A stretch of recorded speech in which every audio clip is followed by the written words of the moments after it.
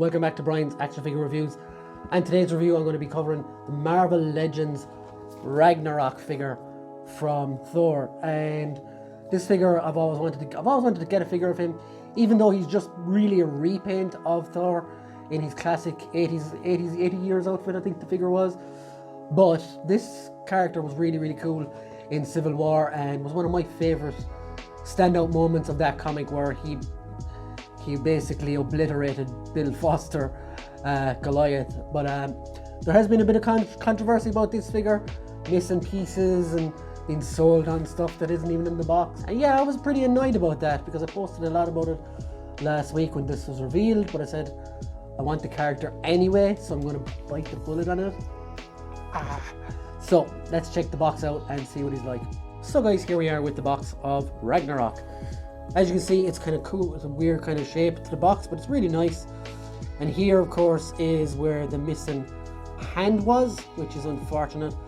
But we live with it. He does have another Mjolnir here, and he has the spinning effect thing here. I have heard this is a bit heavy for the hand, but we will see that when we open the figure. Of course, you got the figure here, looks really cool, and a second head. On the side, you've got Ragnarok here, looking like he's going to burst into a load of electricity. And on the back, you've got the full picture here. I think this might be from Thunderbolts, or it's an original one. I'm not 100% sure. It does say Marvel Legends Series, Marvel's Ragnarok. Using a lock of the missing Thor's hair, Tony creates a cybernetic doppelganger of the thunder god called Ragnarok. This would prove disastrous when the cyborg betrayed the mighty Avengers. Of course, you have all the stuff down here that nobody needs. And you got another picture of that on the top. And on the top, you've got a hammer. And on the bottom, you've got legalese, again, that nobody reads. Is this guy worth the deluxe pricing? To be honest, I'm not that sure. I don't think so, if I'm honest. He only comes with one hand, one head, one hammer, and this thing. For me, probably not worth it, considering the 80th anniversary Thor was only like 30. And that came with pretty much the same stuff. The only thing extra is this and a bigger box. Other than that, I don't know. But let's get the figure out and see what he's like. So guys, here is Ragnarok out of the box. And to be honest, he looks a lot better than I thought he would. So let us have a look at some of the accessories. Of course, he does come with that one hand, unfortunately. Only one. He does come with a separate head. Now this head is one that doesn't have all the Terminator looking stuff on him. And you can't really use it as another head for the other Thor because he does have red eyes. So this is undoubtedly Ragnarok before he gets split open. And yeah, it's different to the other one. I'll bring in the other one now because I'm going to compare it a lot. So this is the 80th anniversary Thor. And as you can see, the wings are a different color on that.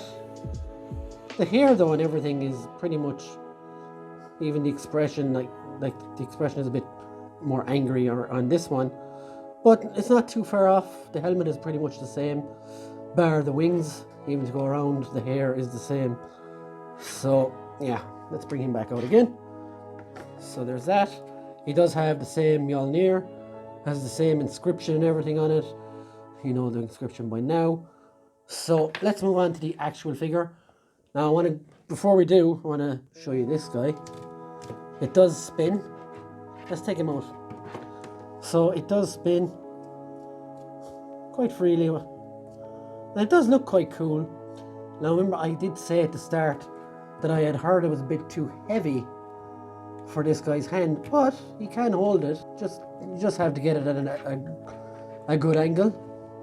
It will tip it over sometimes, but once you get it at a good angle, he does hold it fairly okay. So the way I had it before I started the review was he was holding it over his head like that. And it doesn't spin while it's in his hand, but it works. If you want to do it, if you just want it as a display piece, it does work quite well. Now, my problem with this figure, get the actual figure in hand. So I think, like, this is very random. There's no actual tears or anything along his arms. It's just like, oh, he's just got a robot hand. Now I know in Star Wars they did that for Luke Skywalker, but even Luke had a thing back here, a little compartment. But it just seems like it's very random. There is there's more behind the hair. If you pull it back, there is more cybernetics behind the hair. I know it's very difficult to see that now, but yeah, there isn't a lot of side. Like, I think there should be more scrapes and bits and flecks of metal and stuff on him, because he just doesn't look. It doesn't look like there's a lot of effort got into this figure, basically, and I don't think there has been, not really. The head sculpt even was just minorly. The head sculpt was it's the same as this one. They just changed it around a bit. I think like when they had the second hand that had kind of bits gone off it, that looked a lot better.